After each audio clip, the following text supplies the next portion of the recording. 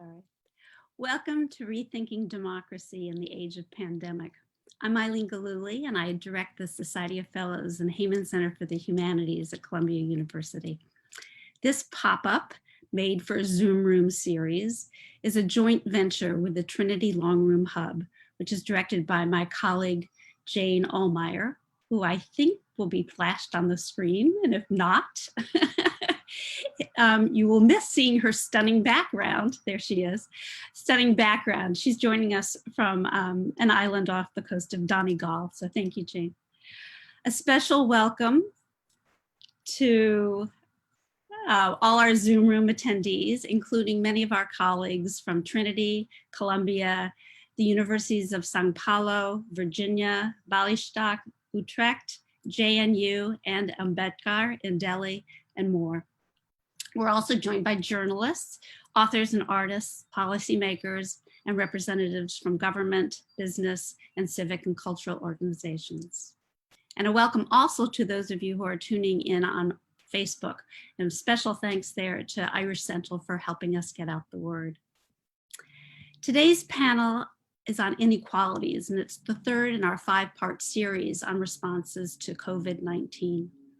If you missed the first 2 panels on nations and borders and on marginalized groups, both are available as podcasts on the Trinity Long Room Hub website, and a video recording of marginalized groups can be found on the Facebook page as well.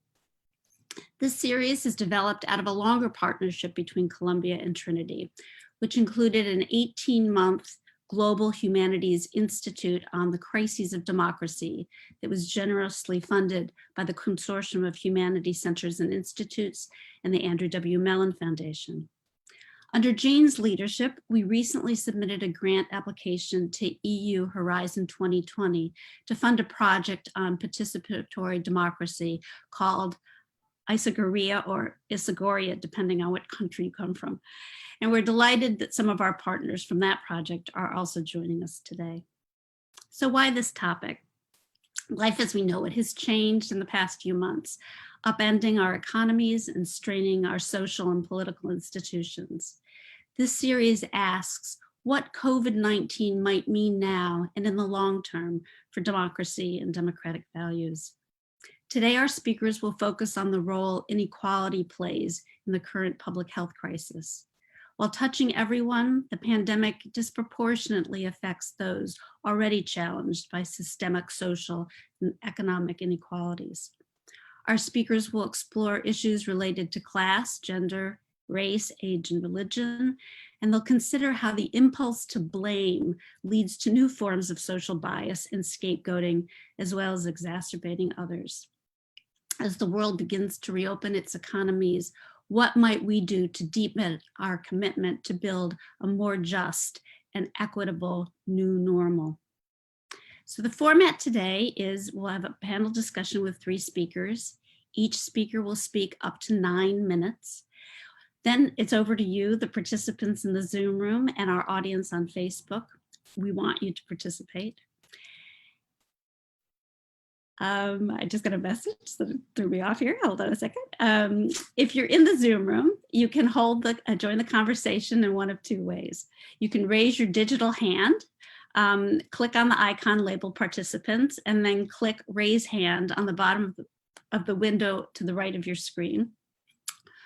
When you're called upon, you'll be unmuted to ask your question, and note that there won't be any video. Or you can submit your questions throughout the discussion through the Q&A function on your screen, and I'll read your question out for you.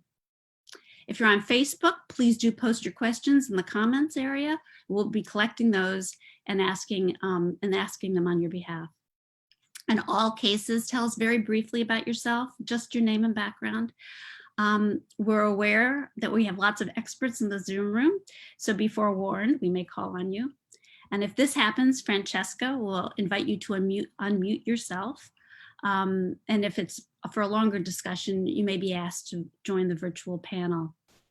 We will also be tweeting with the handles at TLRHub and at SOF Heyman, H-E-Y-M-A-N, and please use the hashtag HubMatters. now to introduce our panelists in the order in which they'll be speaking. Sucheta Mahajan is a professor at the Center for Historical Studies at JNU in New Delhi. She's a former Trinity Long Room Hub visiting research fellow and involved in both the GHI and Isagoria projects. She works on the history and politics of the 20th century, movements for social change, connected histories of independence and partition, and the practice of oral and public history. Next up is Colin Tobin, who is an award-winning Irish novelist, short story writer, essayist, playwright, journalist, critic, and poet, and colleague at Columbia. His works include Brooklyn, 2008, The Empty Family, 2010, and The Master, 2004, amongst many others. He's currently the Mellon Professor in the Department of English and Comparative Literature at Columbia University. And last up is Sheamus Khan. He's the chair and professor of sociology at Columbia University and also a former visiting research scholar at the Trinity Long Room Hub. He writes on culture, inequality, gender, and elites.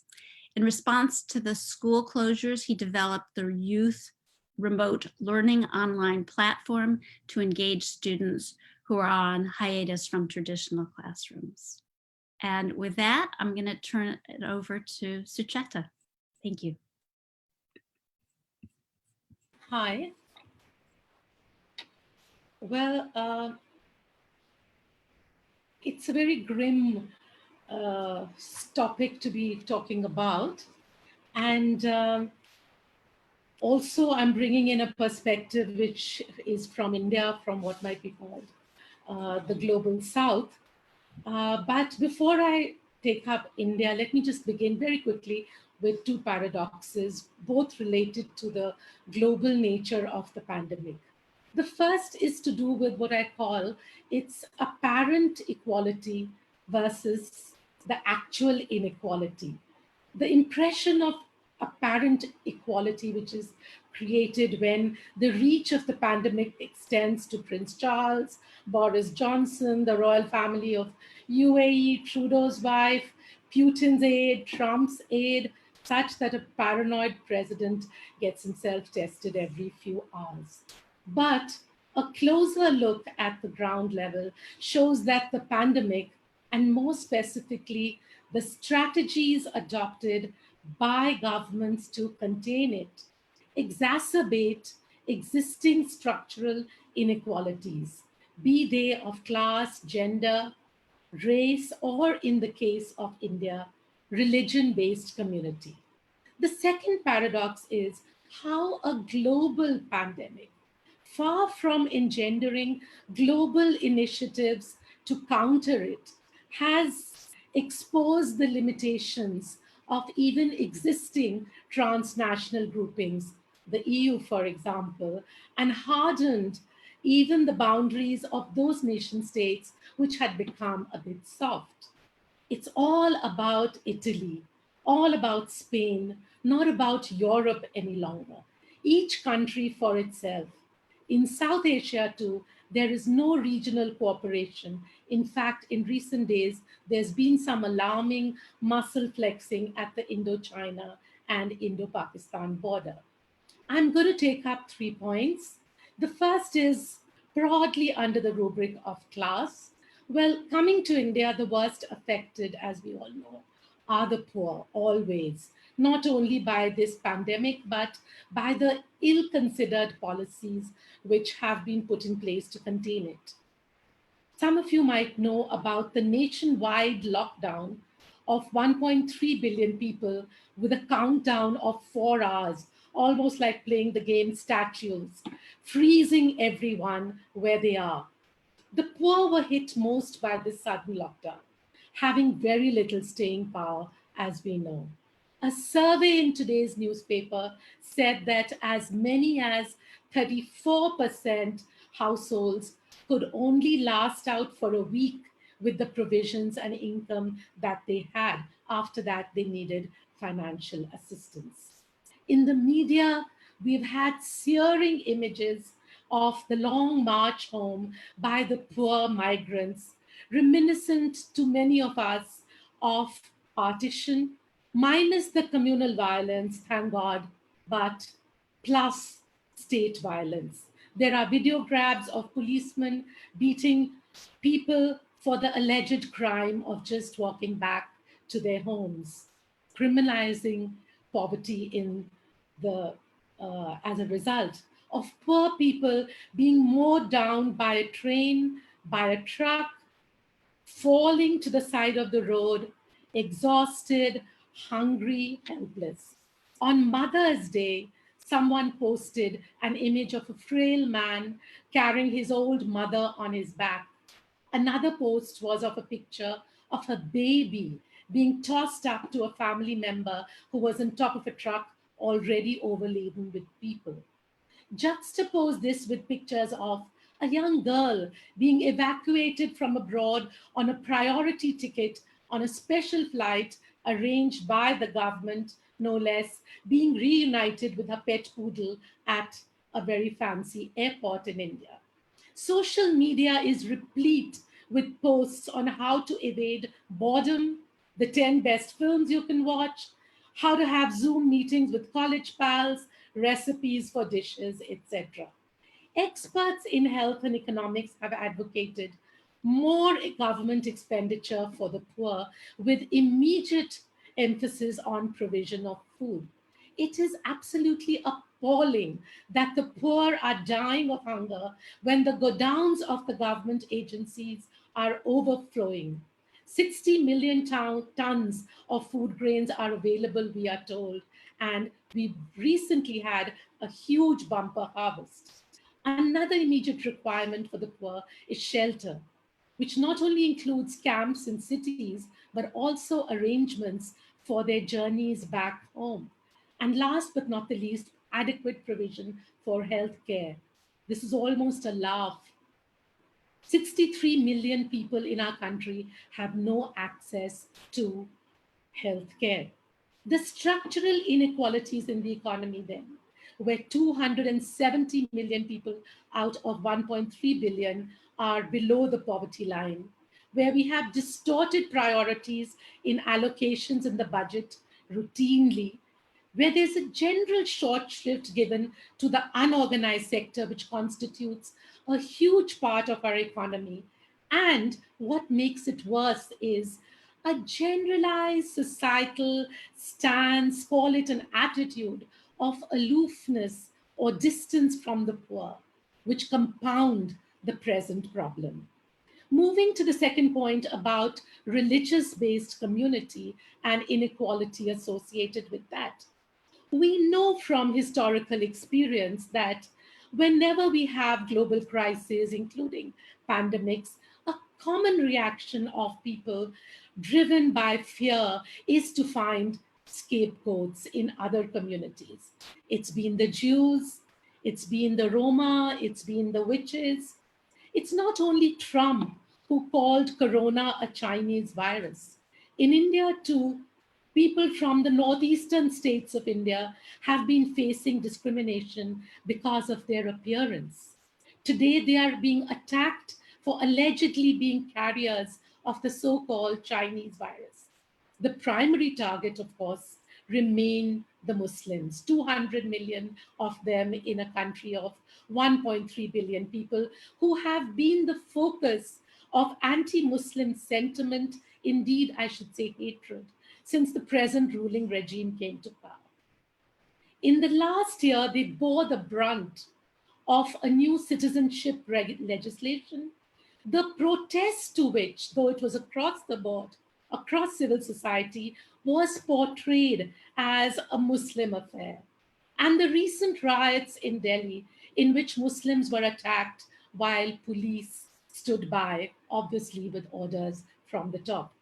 Newly coined terms which give you sort of the GBs, like Corona Jihad, evoke the othering of Muslims, steeped in an existing atmosphere of Islamophobia. The irresponsible action of the Tablighi Jamaat in holding a congregation and subsequently concealing the violation, this was an incident in Delhi, did not help, especially when at one time more than 1/3 of the cases, the COVID cases in India, were linked to it. It didn't help anybody that there were daily press briefings by the authorities which contributed to this religious profiling. In the breakdown of the number of cases, the number of those cases which were related to this Jamaat was specifically named. More generally, Muslims have been vilified in the social media as well as the print and electronic media. Raj Thackeray, a well known right wing leader who has much clout in Maharashtra, one of the worst affected states in India, called for these members of the Jamaat to be shot. A leader from the ruling party, no less, described them as human bombs, I'm quoting, for intentionally spreading the virus. Others accuse the Jamaat of carrying out a, I quote, a Talibani crime. Emboldened by support from their leaders, there were numerous instances of Hindu communal groups and even individuals beating up brutally and even lynching Muslims and calling for their social and economic boycott. The strategy of the government to contain this virus has been described as social distancing, defined as keeping a couple of meters away from the person who's next to you. As one of our insightful political commentators has put it, in fact, social distancing in India means distancing of the majority community from the minority and distancing of the vocal and rich classes from the mass of the poor. That is what social distancing in India means.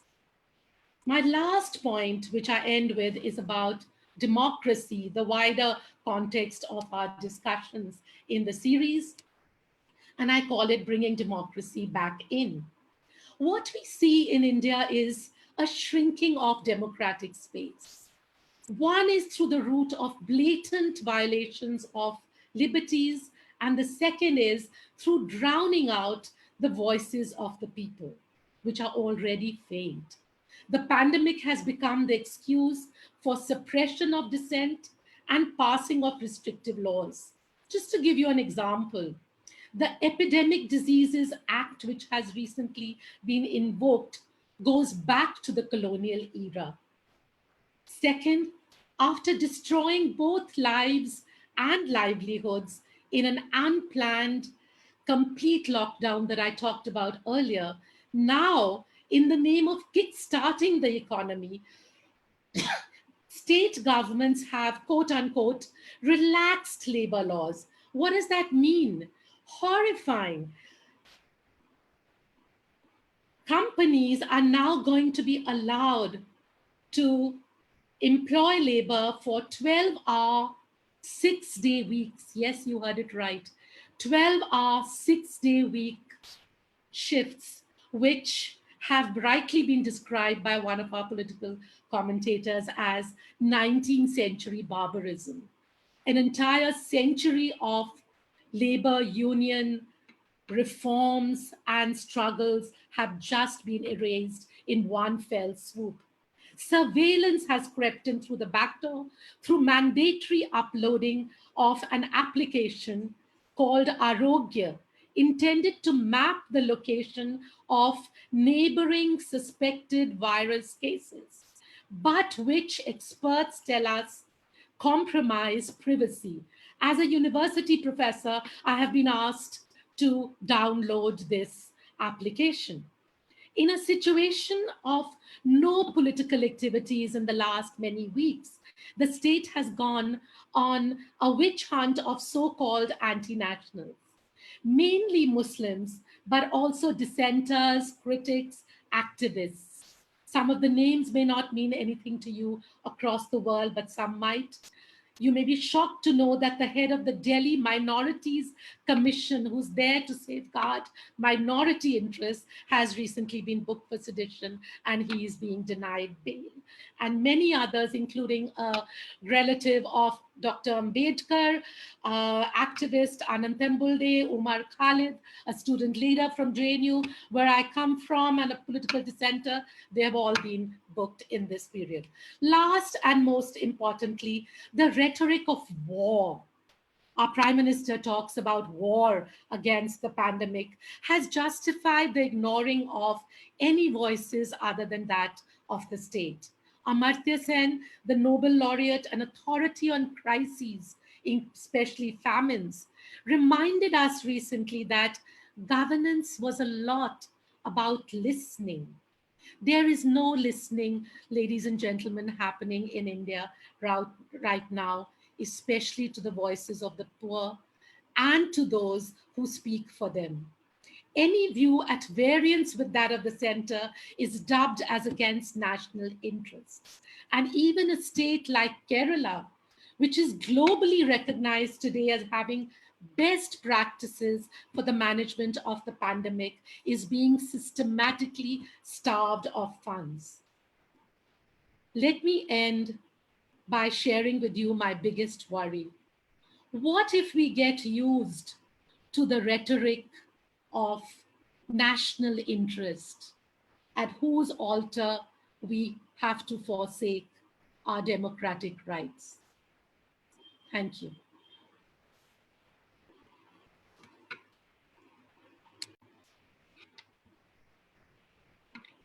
Thank you, Sucheta. It's wonderfully insightful, but also so terribly sobering.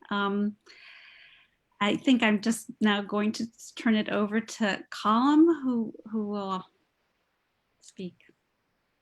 I just want to look at three countries, at three systems, to see how injustice and inequality are really going to increase after this, and that there are really great dangers ahead. The first one is the United States, that the battle going on in the United States is not merely against the pandemic.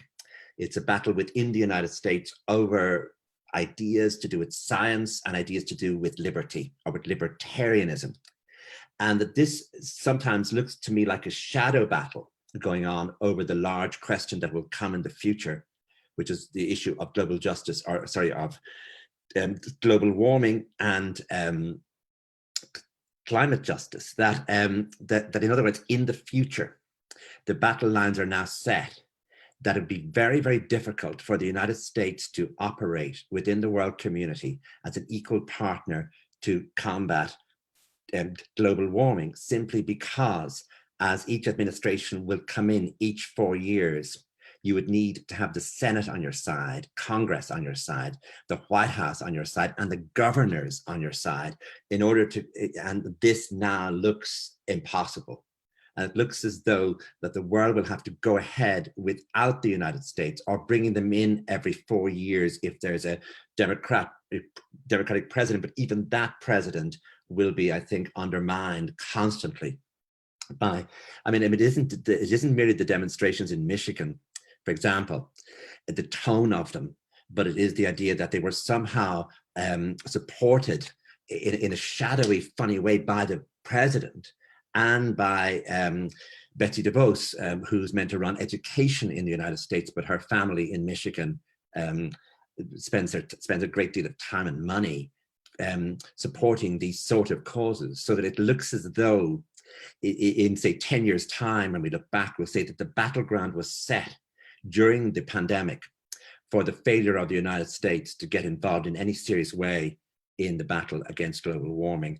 And that, of course, as we know from, say, people like Mary Robinson, that global warming will, of course, affect the poor, will affect the marginalized, almost in the same way as the pandemic itself in the United States is affecting people in poorer areas, is affecting people who, for example, it's affecting African Americans more than white people. In Manhattan, you can just see a map where there are many places that just look pure and privileged compared to other places where people have to go to work every day, no matter what.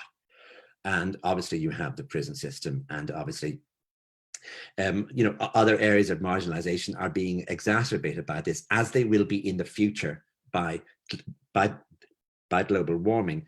So I think that it's a very depressing, the battleground in the United States is very depressing, I think, for the future, not just for this pandemic, but for the battle against a rational science versus some sort of idea that we have a right to pollute the earth, and it's a fundamental right, and it's all, So that's the first thing. The second thing is the European Union. The European Union can confront anything except a crisis.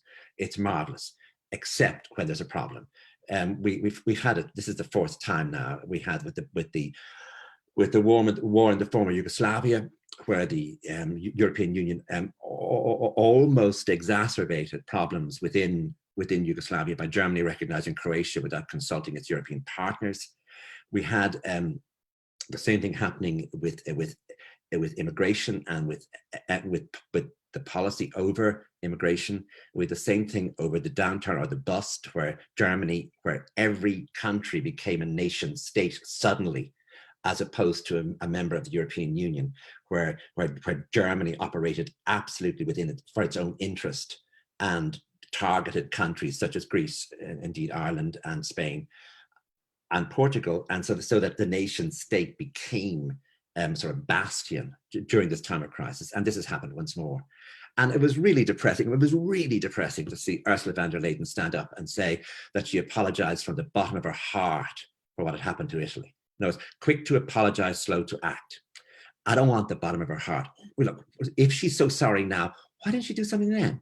And how come that Europe as an entity did not function in any serious way, that the nation states, each state conducted its own policies, some of them very unsuccessfully, including Ireland, in this crisis.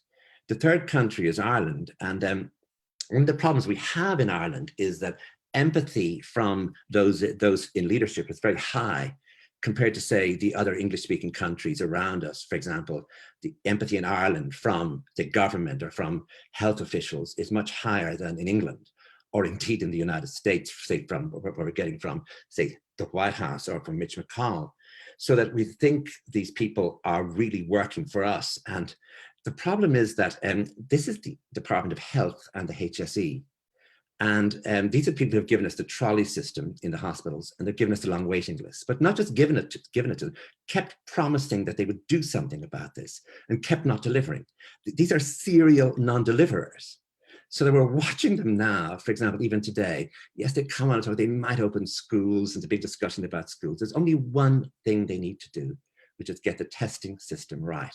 Thomas Ryan of Trinity College, the immunologist, has made it very, very clear in a very clear article in the Irish Times last week that the testing system and the contact tracing system needs to work within 2 days.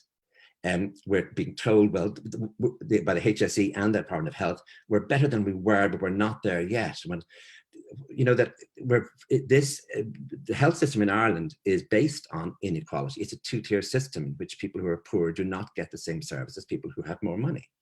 And we're watching now this system, actually it's stuck. It cannot get the 4 or 5 things right that it would need to do to put in place the testing system. In other words, an IT system that would work, a way of getting the actual tests from the GP or from the center to the lab, quick turnout. All that system seemingly, just they cannot do it at the moment. They keep promising, they keep saying they're getting better. But so they were watching in Ireland a sort of way that Ireland as a country generally functions, with a great deal of empathy, with much promising and with very little delivery. And the only way this can change in Ireland is, look, we didn't put enough pressure on them about the trolleys. We didn't put enough pressure on them about the waiting lists. And so we lost. I mean, these things have not been solved. They will remain big problems in the aftermath of this. It's not as though in the pandemic we learned we're all in this together, the private hospitals, the public hospitals, the VHI payers, the non-VHI payers. No, afterwards, this will go back to the way it was. But in the meantime, we need for once, could the Department of Health and the HSE deliver? Just for once. We know you can't deliver on trials. We know you can't deliver on waiting lists. That's fine, it's fine. Oh, just forget that for a few months. just deliver on the 24-hour testing.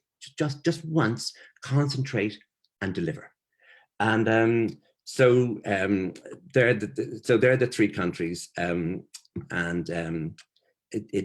the aftermath of this, it looks at the EU will once more have to attempt to say, we are an entity, we do have a function, and realize that in the next crisis, we would really like to see the European Commission, indeed the Council of Ministers, the European Council, those three institutions actually functioning in some way or other for the betterment of the citizens of Europe.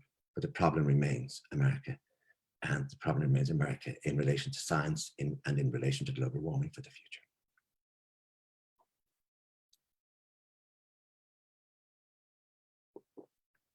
That's me finished. Great, thank you, Colin. Sheamus, I think you're on next, and I'm hoping that you have some hope to give us at the end of all this. Thank you so much, Eileen, Jane, everyone at the Heyman Center and Trinity, and to my two colleagues. I'm afraid, Eileen, I may not have a ton of hope for you, although part of what I'll say today is that we require not just technical solutions, but moral solutions to what we're seeing, and that those moral commitments are going to be central to not just solving COVID, but solving the crises that come afterwards. And I think that COVID is highlighting a fundamental tension in all of our societies, which is that we must all be in this together to solve COVID. There's no question. Without a collective commitment to protecting one another, there's no way through this crisis. But COVID does not treat all of us the same. And this is what makes it so challenging. We are going to require these massive collective solutions and collective actions, but COVID's impacts are not equally shared. Important social differences are being highlighted, aggravated, and one might even say exploited, if you could think about a virus exploiting us. And so I want us to think about COVID not as the great unifier, as some of my colleagues have just said, but as the great amplifier. And then from my perspective, it is amplifying some of the fundamental moral failings of our society. And for those of us who are not scientists, who cannot come up with vaccines, who are not in policy positions, one of the things that we can do is think about what are the steps we can take to address these fundamental moral failings. We know well now that different kinds of people are dying at much higher rates or very different rates from COVID. As a sociologist, we talk about how death is socially patterned, and these differences actually have nothing to do with COVID.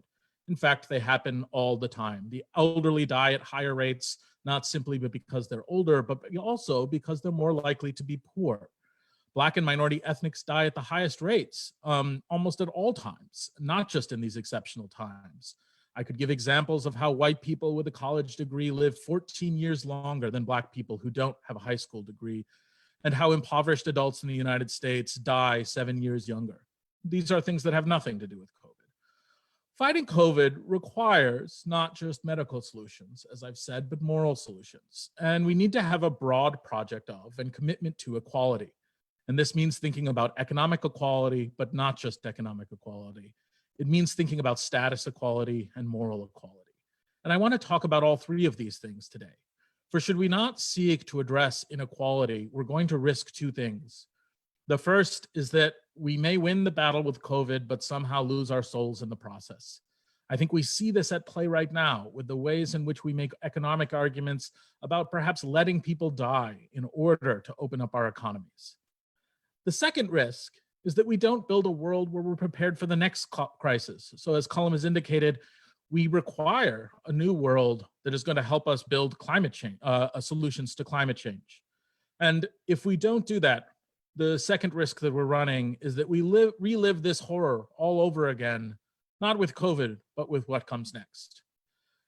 We know, when thinking about the perils of COVID, that there's no way in which we're all equal.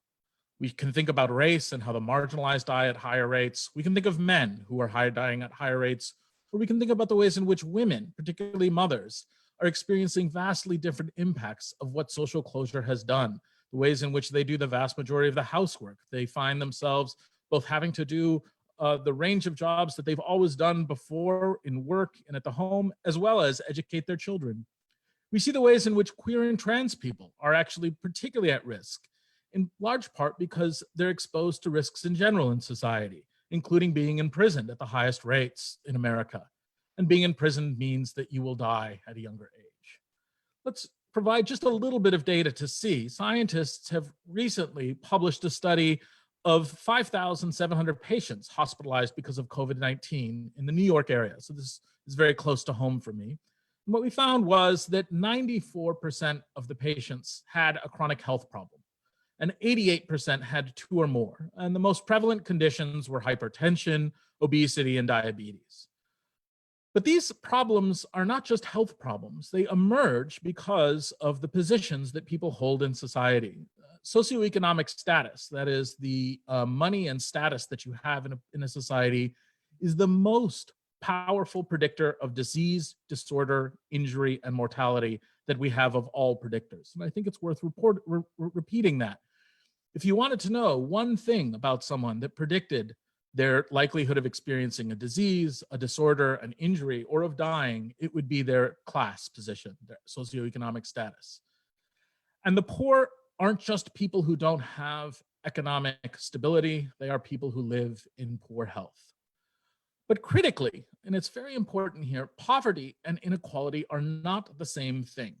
Poverty is the condition of being poor, and inequality is the condition wherein the poor are very poor compared to the rich. And one challenge that we're facing is not just a challenge of poverty, but a challenge of inequality. And the reasons here is that inequality tends to solidify our social differences. In other words, it leads many of us to say, those people are not like me. Why should I do things that compromise my wants, desires, and freedoms for them? Sadly, we do this all the time. We do it within our national borders, but frequently across them. But COVID has no borders. And so when we imagine that other humans are not like us and not worthy of our shared sacrifice, we are making ourselves underprepared to fight something like COVID or the next major crisis that we hold. The other thing that we find is that high levels of inequality, and this is from epidemiological research, has negative health effects on everyone, including the rich.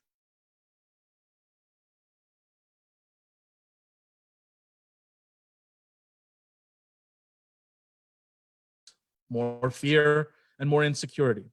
In other words, inequality makes us feel less connected to those around us, and that produces a high degree of anxiety. Such status anxiety is critical for understanding the effects of inequality.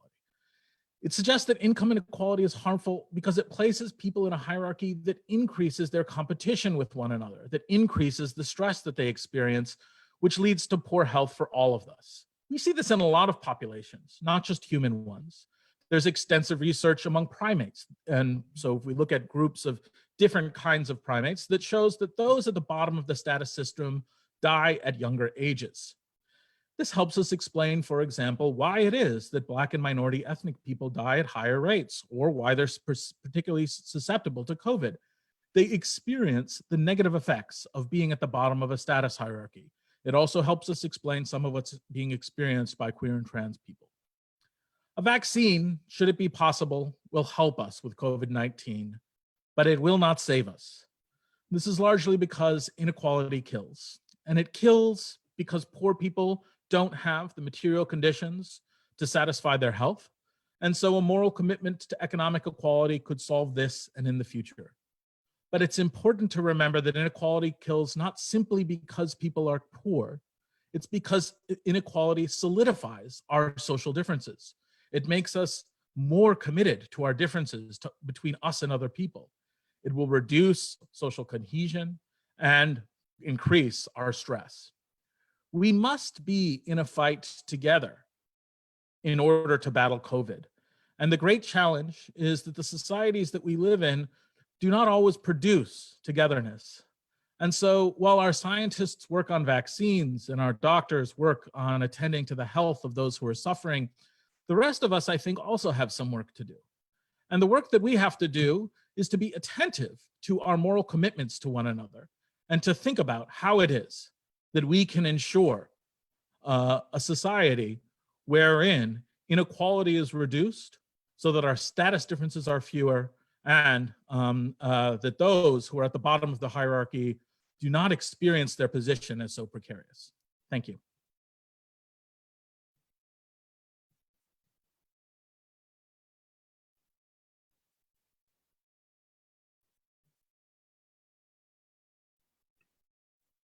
Thank you, Sheamus.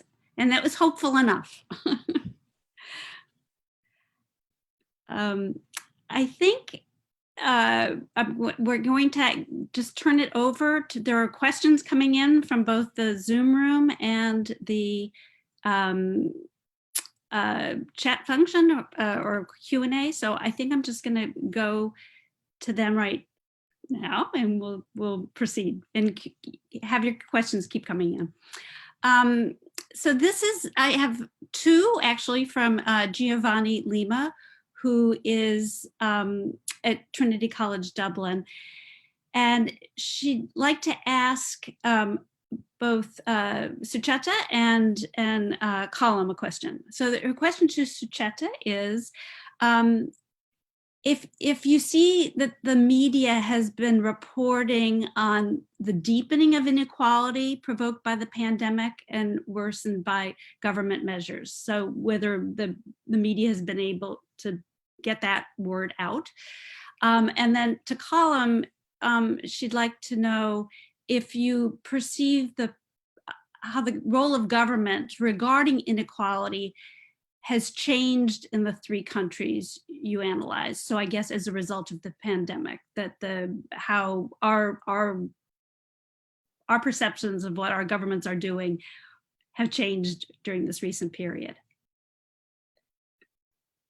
So Sucheta? Right.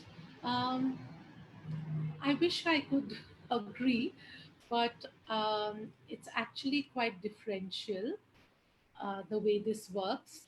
There are small sections of the media, and those are mostly the electronic and print media.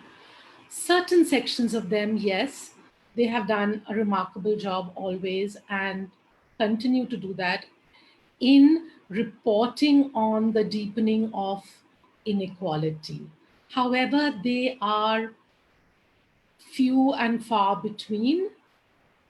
Large sections of the media, including the social media, have actually perpetuated, fostered, contributed to the stereotypes, contributed to the divide that we've talked about, the class divide, the communal divide, and they've not played a positive role at all, I dare say.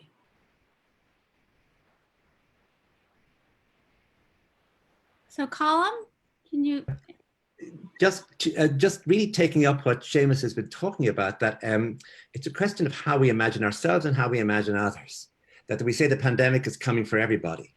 And then we realize, no, it isn't. It's affecting the poor, it's affecting the marginalized, it's affecting people who already have problems more than it's affecting people who are middle class or who are rich. And then you say, well, that's appalling. That is really wrong. That really displays to us how appalling this system that's so unequal is. But the problem with that is that the next move is to say, well, that's about them. This pandemic is really about them. It's not about us. And there is such a difference between them and us that we barely can't imagine them sometimes. That division, which you see, I think, very clearly in somewhere like Manhattan, or in the wider New York area, or indeed in Los Angeles, or indeed in Ireland, that business of our failure to imagine others, to say that we're actually, that the need to really deal with inequality is fundamental to not just our what we might call our moral lives, but our lives. That is in danger with this. That is one more step where suddenly we become a privileged group with a border around us, and out there are people, and they're called others. And so that's the danger in this.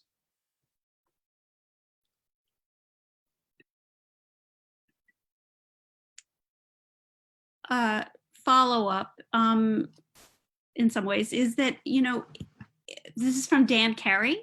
Actually, Dan, I think you're in the Zoom room. So maybe you could ask the question yourself. Could you do that? Yes. Have I unmuted myself successfully? Oh, Yes. it's a new concept for all of us to be unmuted. Anyway, yeah, my question was about, I guess, the question of whether there are going to be, what form of inquiry, political inquiry will take place. It's been interesting in the UK that there's already discussion about that possibility. And I think it will definitely happen in the UK, and they're well equipped and well set up politically to do that kind of thing. The US, it'll get absolutely swamped in politics immediately and polarized. But you know, I'm just kind of interested in, Sucheta was talking about the lack of a global response. So there's a question about whether you're optimistic about whether individual governments will have inquiries and whether there can be a global inquiry emerging from this global crisis.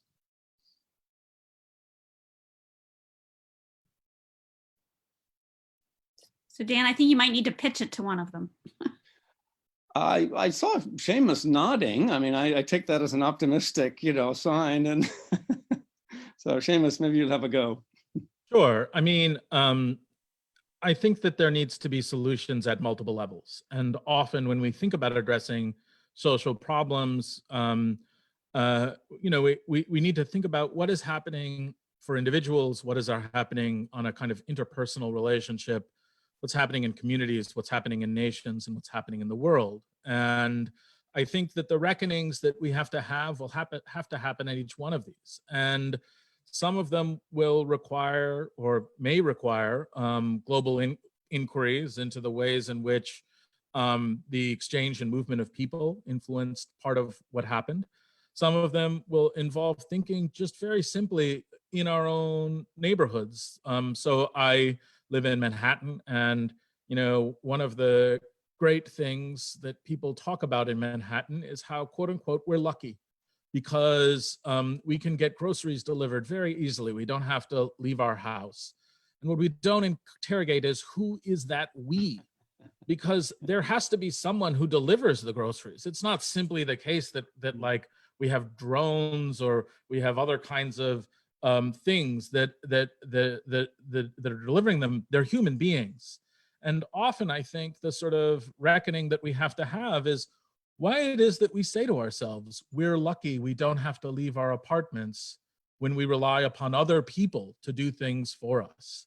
And, you know, this is what I mean by, and for me, it's very important that I think to a certain degree, the left has abandoned the language of morality. It has often thought about, if we look at the Blair government or the, you know, Clinton, maybe you don't want to think of them as the left, or the Obama administration, technocratic solutions and technical solutions to all problems. So we are going to find a vaccine that gets us out of COVID. We are going to find some technical solutions and scientific solutions that will help solve the climate change problem. Everything is a scientific and technical problem. And I think it's past time that we think about these as moral problems. And if we have the kinds of reckonings that you're suggesting that we should have, that they be not simply on the level of were proper policies and procedures followed? Did we make sure that the sets of rules that we've articulated were adhered to? But instead, we critically ask, who are we as people that we acted in these ways, that we spoke in these ways, that we treated others in these ways, that compelled them to act in ways that we didn't have to act, or some of us didn't have to act?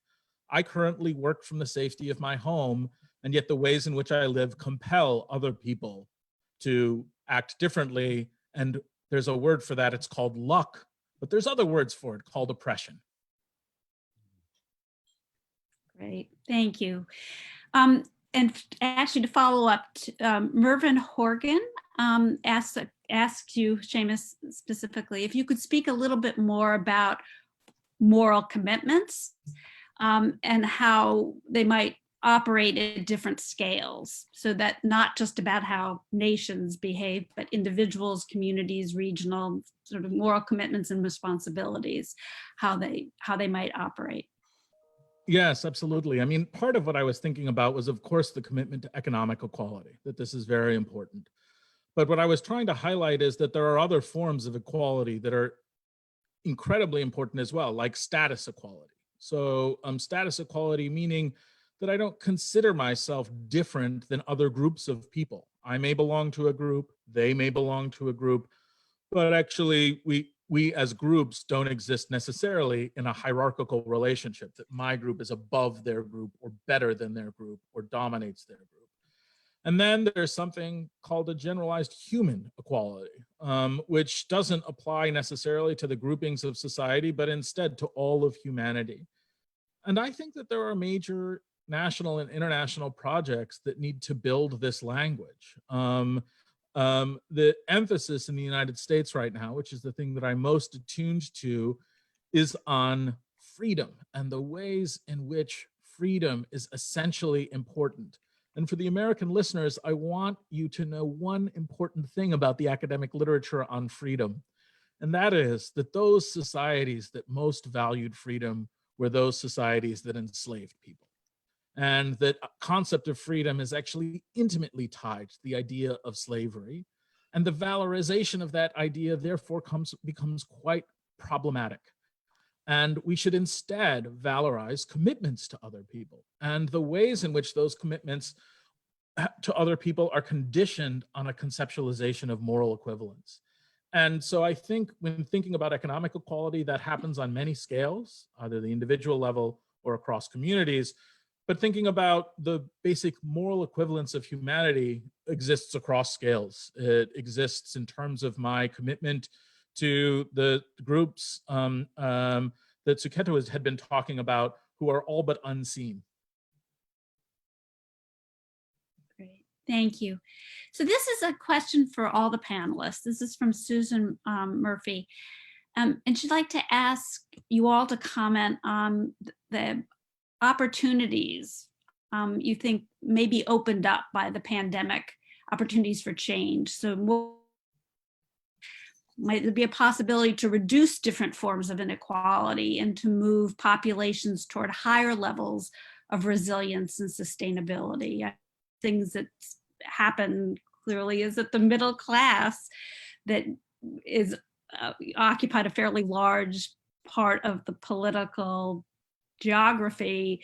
I feel like there's a chasm opening up there as people in the middle class are looking at levels of unemployment and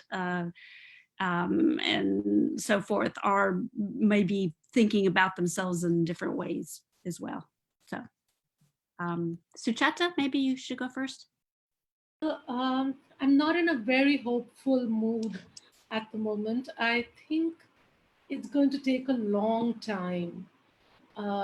It's going to take a long time for any major change to come about in the way that we look at ourselves, in the way that we look at others.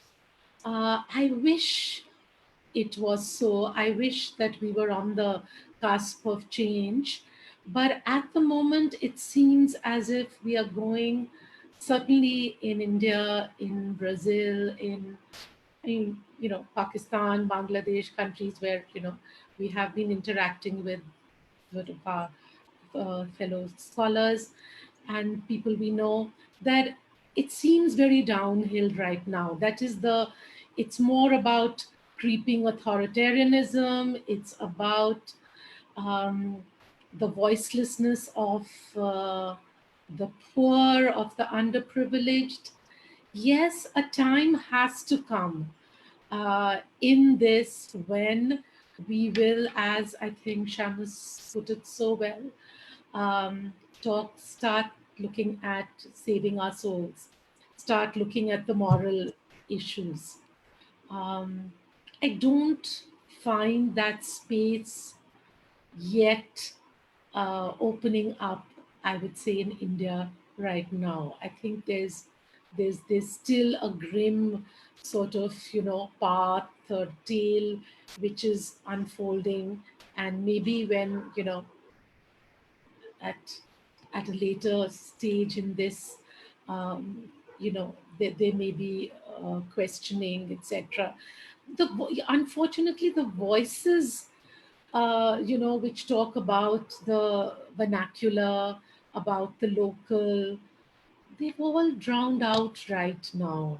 It's really quite frightening, um, if we look around us today, in how there is really no space for any voice other than that of not just normally elites decide on what are the prevailing hegemonic public discourses. They hegemonize them. But here it's even more limited. It's within the elites, it's a ruling class, and within the ruling class, there is no opposition voice in India right now. You'd be shocked to know that. In fact, the person who asked me about the media, I did want to add to that answer that it's not because the media, there's something wrong with the media, they're very good people out there, but the government control over media is at a new high. The number of journalists who've been just shown the door recently, ostensibly the reason is financial, that the newspapers aren't selling and everything is in a downturn, but this has become an opportunity for a witch hunt, for just pushing out dissent. Thanks. So, Colin, do you have thoughts? The Taoiseach, the Irish Prime Minister, Leo Varadkar, mentioned it last week, the possibility of changing our system of how we deal with old people who need assisted living. And that having these large residential homes might be something we really have to think of scrapping. And I think one way of doing this, I think just if we need a policy on this now, would be in the aftermath of this, or very, very soon, to actually ask the people who survived this, the people who were in the residential place where many of their friends, many of the people around them died, and the fear was enormous, what it was like. And what it was like for them, not just that, to feel expendable, to have people actually talking about you in public as though you were expendable, but what it was like to move from your house to this home at the beginning. What were those days like? Was there another thing that should have happened then for you? How miserable was it? And I think we would realize if we saw those reports, and if we're done, say, country by country, which would make them as intimate as possible, that something very wrong is happening in the way in which we are dealing with people who need assistance as they get older, and that this has to change. And this might be a way where each country could just look, this is coming my way. Rich or poor people, that you do eventually have to think, well, where would I like to go when I'm not able to look after myself? Who would I like to look after me? How many, would I like 150 other people like me, all of us sitting around looking at a TV? Would I like that? And so that it's not a question of us imagining others now, certainly a question of us imagining ourselves. And I think it's possible that in the aftermath of this, we will be able to look in a new way at the way we're treating people who are not able to just the mere bit, who are not able to look after themselves. So that might be one positive thing can come from this if we simply act on it, to say, this is one thing we may need to look at. And speaking of inequality, that level of inequality, to be told that you're expendable and that it's debate going on. Some people think you're not, some people think you are. Well, I wouldn't like to be, the victim or the subject of that debate.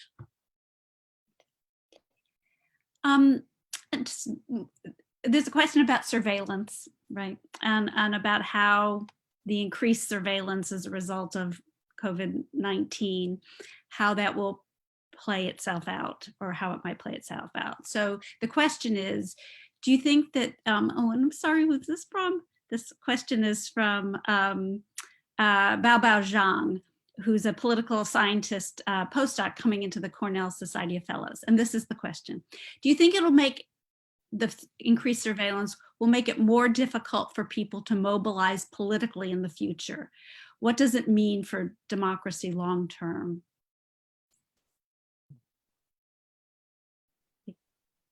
I might Sure. hit on it just very briefly. I think it's a wonderful question, and I think one of the things that we might think about is even how surveillance as a system leaves so many people unseen.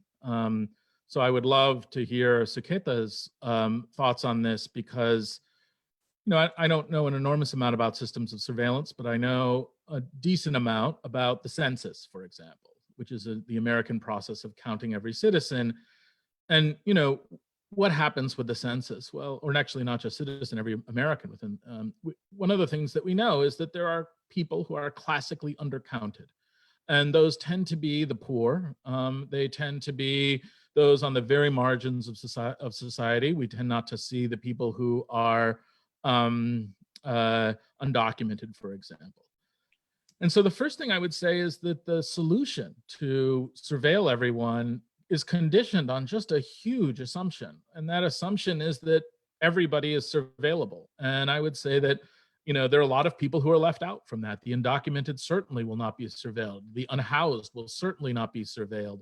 They will be in particular ways, like through policing, et cetera. But in other ways, they will be completely lost to this. And so that would be the first thing I would say. And then, the second is, yes, I would have real concerns about national systems of surveillance. And the basis of that concern is not with surveillance, though. It is with trust, and whether or not we trust and believe in our governments. And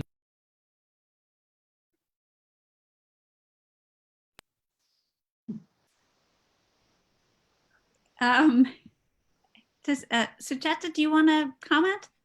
Well, I'd just like to make one small distinction between kinds of surveillance. There is the obvious surveillance which we know, which we live with. The type which worries me is the imperceptible kind, the kind which comes without your knowing it's surveillance. The example I gave in my talk today. Well, this is an apparently innocuous application, given the title, given that it's called Arogya, which means that it's something to help you be free of disease. And it's meant to empower you. It's meant to tell you where the next, who's the person in your neighborhood who is a person who's suspected of, who is the next infected person with the virus. And so it sounds good. It sounds empowering. It comes in an innocuous way. The government declares that they suddenly start booking on trains after, 2 months almost, and people are desperate to get onto these trains. And suddenly they say, to get onto this train, you've got to have this app, this Arogya app, right? So you have to have it, so you get it. Now, the question is, as Sheamus said, about the unhoused and those who can be surveilled, how many people in our country have a smartphone? We are hugely connected as far as the mobile network is concerned, but those are all 1,000 rupee cheap Chinese phones. So this needs a smartphone, which you have to have with this. So, and through this, as I said, and every day in the newspapers, we are being told by, okay, what are the problems? What are the kind of compromises with privacy, etc.? Your location is known to the government data.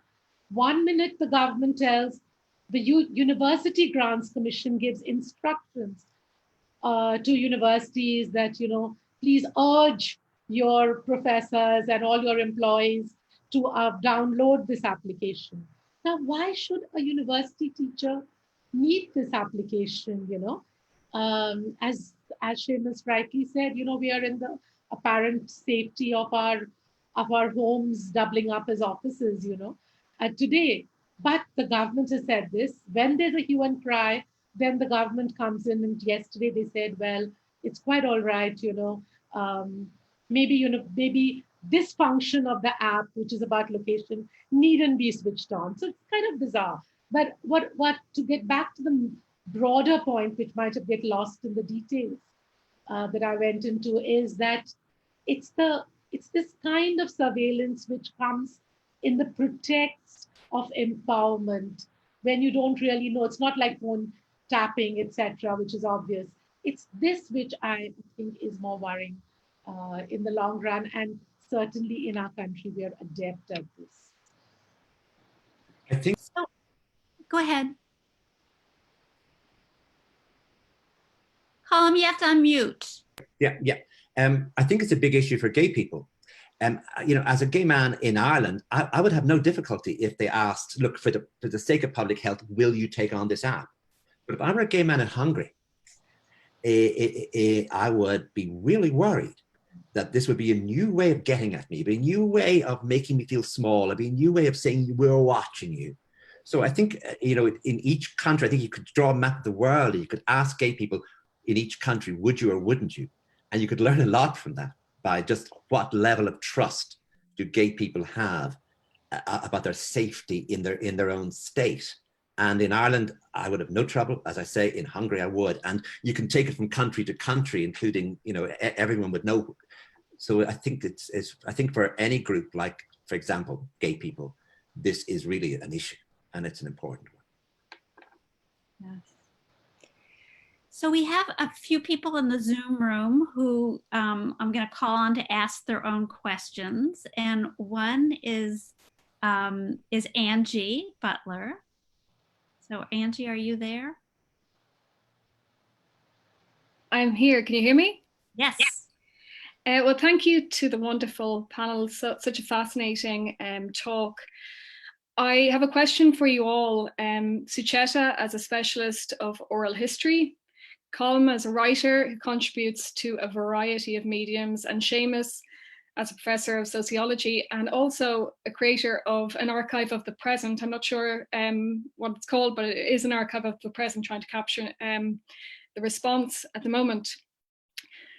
How can we ensure that inequality before, during, and after the pandemic is recorded in the most effective manner and in a variety of forms, including the creative form, so that future generations gain a full idea of the serious political and social issues that prevailed and were amplified during this period, and not whitewashed as a kind of post-war effort of coming together and fighting the virus, which is really it's very problematic and not helpful.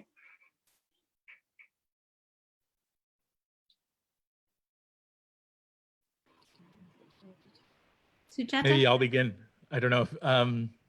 I think it's a wonderful question, and I think you know, there are a host of challenges with something like this. What we'd really want is an archive of the voices that aren't heard. And one of the challenges of an archive of the voices that aren't heard is those voices are being particularly taxed right now. And one of the consequences of poverty, for example, that we know of, is that it's really cognitively exhausting to be poor. That poor people have to think all the time. And so, you know, things that I'm currently not thinking about. Where is my next meal going to come from? Where am I going to sleep tonight? What will the weather be over the next few days, and how will I manage that? These are things that just are not important to me because I have an apartment that I currently sit in. There is food in my fridge. Should I should I need more, I can simply buy it. And so one of the challenges with creating archives of how things like this are being experienced is that for the people that we want information from, they're already so taxed in terms of what it is that they're experiencing. But part of what I was hoping to convey in my comments was that rather than thinking just about the scientific solutions that we require right now, in terms of a vaccine or things that could reduce the overall harms that are experienced should you get COVID, one of the things that we could think about is empowering people from a wide range of places to actually do this. And so, you know, the program that I was thinking about and have done some work with is having people record stories of the people around them and simply ask them, you know, what are you experiencing right now? How is it different than before? You know, can you tell me a story about it? And getting people to engage in collective storytellings of their own narratives, and then finding ways to deposit them in particular places. And actually, there are ways in which these kinds of narratives of people's life histories can be deposited in the Library of Congress as audio recordings. And I think doing things like that on an everyday level could be very, very powerful. I'd be interested, of course, from Colin and Suketa, as well as actually Eileen, as well, from the perspective of the Heyman Center and the humanities, what the kinds of things that you all are thinking about. And Jane, I think, would be wonderful to hear from. You know, Sucheta, yeah. yeah, I totally concur with what you're saying.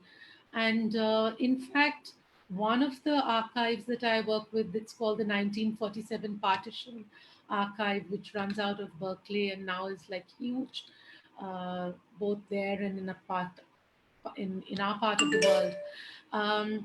This has become now an opportunity for people to record the experiences of their family members. You know, earlier it was all about professional, you know, quote unquote, story scholars, as we call them, who would go out with a video and go to the house of a person. And now, like, we're doing this in through Zoom, through Skype, you know, through whatever other the latest technologies which are available to us. And in the same way, you know, I think we need to rethink, at least for me, it's meant kind of rethinking the whole idea of how do you do an archive, how do you build an archive, because so far it's all been about going out there, you know, but now about maybe empowering people in with very rudimentary technology, with very rudimentary phones, just getting people to talk about what it is out there. And at a small level, some of our students, you know, have been doing that because this lockdown has affected young people in a way which simply just has not been documented in India, at least. And mental health, as you know, just professionals just don't exist, or they're just not enough. And they have been students who have come, you know, they've made the university their life for the last maybe 7 years. And now they have been, overnight, the universities shut hostels and they went home. And so they're really, in a way, aliens in their own homes, desperate to come back to the spaces in the city which they know how to inhabit, you know, what they're part of. So, and all kinds of experiences, you know, different lifestyles, different relationships that they built now with their families. So many of them, of their own initiative, have been doing some of this kind of, you know, recording of family members' histories, talking about their own experiences. But I think a great big effort, which could be supported institutionally, that would be a great idea. In India at the moment, I see very little hope of that. You know, in our university, we've been like, I mean, sort of, there's no possibility. But yes, I think that, you know, at a public level, yes, we really need to do this. There are certain sections of the media who have been documenting these, you know, these long marches home of the migrants. And I think that some of that is going to be fascinating archives. But the small archives of the kind, you know, individualized memories, that's what we need to really tap. Right. So Colin, what from your perspective, I mean, as a writer, but also as a thinking person? I think that novelists in their dreams like the idea that the novel isn't merely a form of entertainment or isn't something for people to do read on the beach, but it's actually has actually got a political role or a moral role, which is to allow us or to encourage us to imagine others. So that in this situation, when people are talking about isolation, of course, novelists, the whole idea is you spend a great deal of time alone. But to get time alone and to get a space alone, as Virginia Woolf pointed out, it takes a lot of work. It needs money, it needs resources. Someone told to go into isolation who lives in a small apartment with a lot of other people, with one bathroom, one kitchen, a few bedrooms. So this idea of isolation, this idea of us trying to imagine the plight of someone, especially a healthcare worker who knows very well the risks they're taking every day, but has to go home, and the whole idea of what that feels like. And so I think it's one of the ways in which you could archive this in the future, but the need is to imagine it now. And I suppose one of the ways that might help to imagine is the general business of fiction itself, as the whole process of imagining the present and seeing others in full in every particular way. So it's not just a statistic, not just healthcare workers. It's someone with a name. It's someone who had a particular journey home one day, realizing, I think I might be carrying this, and I have a 3-year-old. So it's all bring it down to specifics, and that is one of the ways that writers like to think. I mean, I know that it doesn't. I know that we didn't. Writers don't prevent wars, but nonetheless, the whole idea of a system of thinking whereby we're constantly in the process of imagining others, and imagining others in sort of real time, in real life, not as something for an archive, but as something that you do in the present. Right. So there are a couple of people who, Eileen Kavanaugh, are you still there? Had a question that about empathy and equality. So if you're in the Zoom room, can you ask the question? Yes, can you hear me? Yes. Yeah. Yeah, great. So my name is Eileen Kavanaugh. I'm a law professor at Trinity. Dublin, just arrived this year, but I'm living in the UK, and I've been teaching in UK universities for the last 20 years. So I have a question for Colin, mostly about the connection between equality and empathy. So when you talk to Colin about the role of a novelist, I agree that the role is partly to get people to imagine others in a deep way and imagine their lives, to step in their shoes a little bit.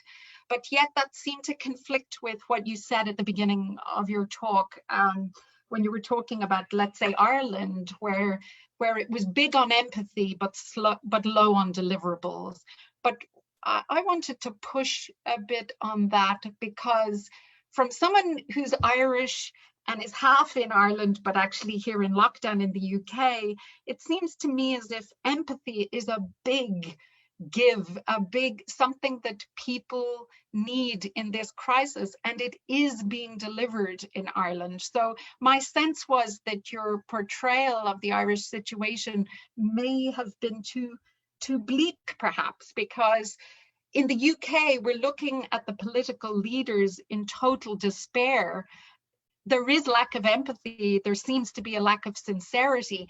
And involved in that lack of empathy and insincerity are really poor policy decisions.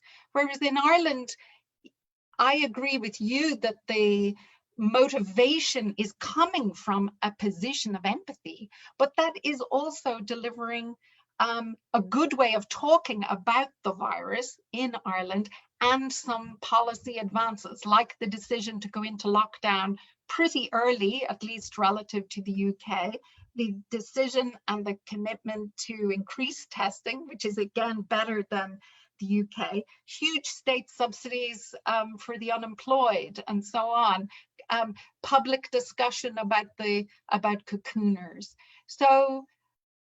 So my question is, or my point that's intersecting with yours, is to endorse the value of empathy, which I feel a great lack of here in the UK, and really to point to Ireland as a country where things are not perfect by any means, but the empathy created some good policies, one of which was uniting the public and private healthcare system, which was revolutionary and a positive development, both in what it symbolizes and in what it is actually doing.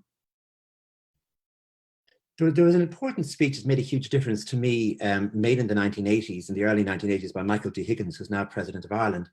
And he was a speech called Beyond Compassion, where he spoke about I suppose, what Sheamus has really been talking about, the idea of creating a sort of moral universe which moves beyond empathy, beyond pity, into some notion of a genuine radical form of attempting to create equality. So that I mean, my response to that, I'm really sorry, is spare me your empathy, give me your policies. And I'm not comparing Ireland to the United Kingdom, which I think is a different thing. But how come the death rate in Ireland is 3 times that of Austria?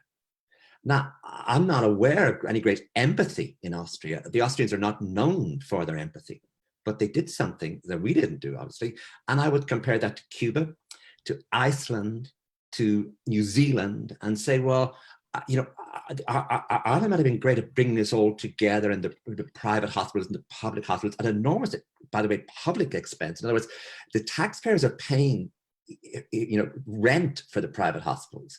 No one has given anything for free in this business. And so that I really want to see action on this testing business. And I don't want any more empathy, I want action. And I feel the empathy is a way of masking inaction. And I feel the empathy is also a way of not making clear that the Irish death figures are very, very high. And they needn't have been so high. And somebody took their eye off the ball in that period.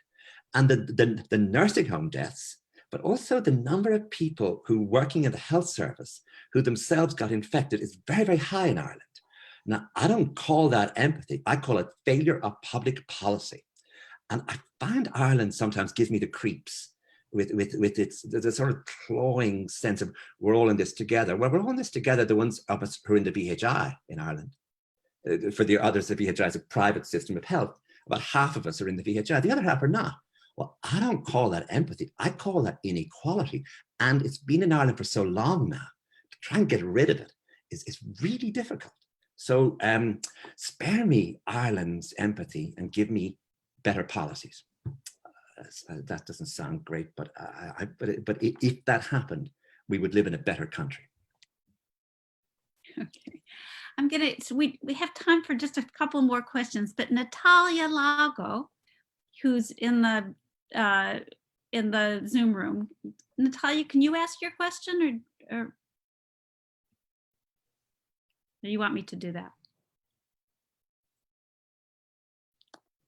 Okay, can you hear me? Yes, go ahead. It's been very, very nice to hear you all. I'd like to ask about the minimum wage policies, universal minimum wage policies. What do you think about that? We have been discussing this in Brazil for a long time, but we didn't manage to actually make it work. And this discussion came back in the middle of the COVID-19 pandemic. I'd like to know, what do you think? Do you think is it a reasonable proposal? What do you think of that? It's very nice to see you, Sucheta and Eileen. I'd be happy to just start quickly on universal basic income, which of course, yes, as noted, is something that has very strong initial support across Brazil. So for example, in Porto Alegre, not only having the participatory budgeting, but some view of maybe there's ways to provide this. And I said this in the last panel I was on for this, and I just want to repeat it now, that I think it's really important to recognize this is a moment where the impossible has become real, where all of these things that we thought were totally unimaginable and totally impossible have actually happened. They've become real. And so in the case of the United States, I would point to 2 major things that have happened. The first is that people basically laughed Bernie Sanders off the stage for suggesting that we could provide universal basic income, that it would cost $3 trillion over 10 years. And recently we just dispersed $3 trillion in about 4 weeks. But the second is that a major policy plank of the government has been to provide checks to people, significant checks. They're not sufficient, but they're not nothing. And that now the Democrats have suggested that there needs to be far more, $6,000 for up to $6,000 for families. And I would say that these policies have not been fully evaluated, but in cases where they have been slightly evaluated, have big impacts on people's lives. I'm a huge proponent of just giving people money, that so many of our social programs come with so many obligations and things that poor people have to do in order to satisfy them, and that that's not sufficient. Just giving them money in this way is possible, and this is a moment where it could be happening. This is the moment where everything we've been told is impossible is actually in some ways becoming real, and we might seize upon it. I would be very supportive of this.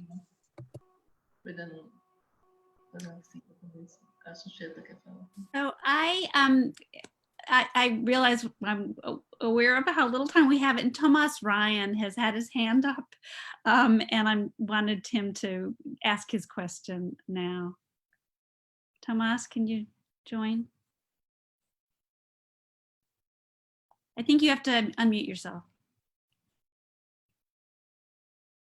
Thomas? Francesca, can you? Sorry, excuse me. Can you hear me now? Yes. Okay. First of all, I'd like to thank the panel for a very enlightening discussion. I guess my question is primarily for Colin Tobin, which is about the issues with, are we all in this together? And I think this applies to every country, but I am looking at it particularly through the lens of Ireland right now for obvious reasons. And it seems to me that how so many countries are dealing with this issue of how we're coming out of lockdown and how we're going to manage the COVID-19 containment situation. Everyone, even in the UK, even in places where we're seeing huge errors, everyone is actually making extreme efforts. Everyone is doing things they wouldn't normally do at an individual level and at a state level in order to get out of this. But it seems to me that the problem is we all have our own foibles in different countries, and the foibles are different for different cultures. And I would say that in Ireland, the particular problem we're facing is not going to be specific to people who don't have VHI insurance, because everything is public right now. And the problem we're about to face in not containing this virus is going to affect everyone equally. I mean, the economic consequences may not be equal, but the immediate consequences are certainly going to affect everyone. And it seems to me that there is some sort, I'm almost looking for the words, I'm looking for the ideas in which to express this, which maybe Colin can help with, is there's some type of culture around power in Ireland in particular, which is that even when it's not getting things done, it is not willing to expand itself, it is not willing to be more inclusive, it is not willing to ask for help almost. Something endemic in the way that we have a deference to authority, and that there's a taboo about questioning this. And I think that this is the stone in our shoe, which, for all intents and purposes, has been irrelevant for the last 2 decades because of globalization, because we've been so international, that the provincial nature of our civil service has been benign for at least privileged people, because it hasn't gotten in the way of things. But now here we are in this situation, and it is probably the cornerstone which everything can fall apart. And I just don't know how to talk about that in public properly.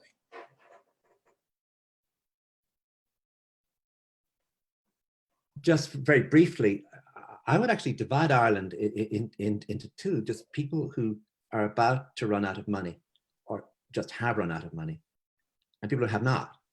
And with this lockdown, there's so many people who are working week to week, and so many people who had really good jobs, for example, either state jobs or jobs in which their salary continues to be paid.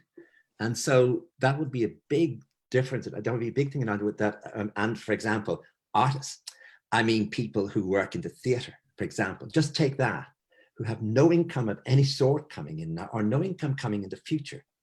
And they were already being marginalized financially. But I would add plumbers to that. I would add carpenters to that. I would add anyone who works on that sort of wage is really, really in a difficult position now in Ireland, and other people who have a salary or not. So that's just one small way of looking at there were ways that we're not in this together, which I think Sucheta has talked about in a much more. I think in India this is really much more serious. But it's not as though it doesn't exist, I think, in any country where there's a lockdown at the moment. That this problem with the lockdown is that so many people just run out of money. I mean, what do you do if you run out of money?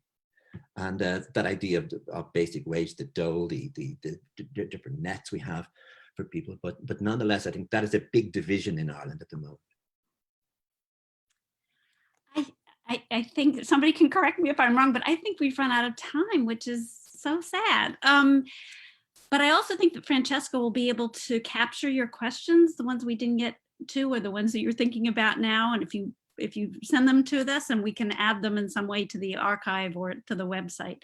And thank you so much to Sucheta and Colin and Sheamus for really remarkable presentations. I have two points of housekeeping before we thank the panel. One is that I believe a survey has been shared with you, and for those who joined last week, this one is shorter, so please do take it and give us your feedback. And we'll also share a link to this survey via email. Next week, our workshop is on the everyday. It's at the same time in the various locations, 4:30 in Dublin, 11:30 in New York, 8:30 in Los Angeles. The email with your with a registration link will be sent out to you shortly. And on that panel, there'll be the artist, North Irish and current artist in residence, residents at Trinity Longroom Hub, Rita Duffy, Rishi Goyal, who's the director of our Medicine, Literature and Society undergraduate major at Columbia University, as well as an emergency room doctor at Columbia University Presbyterian Allen Hospital, which has seen a lot of these cases. And Shane O'Mara, a professor of experimental brain research and director of the Institute of Neuroscience at Trinity College Dublin. For more details about this series and all the other things that both the Trinity Longroom Hub and the SOF Heyman are doing, you can check out our websites. And now I just ask you all to unmute yourselves, or Francesca can do it, so that we can thank the panelists so much.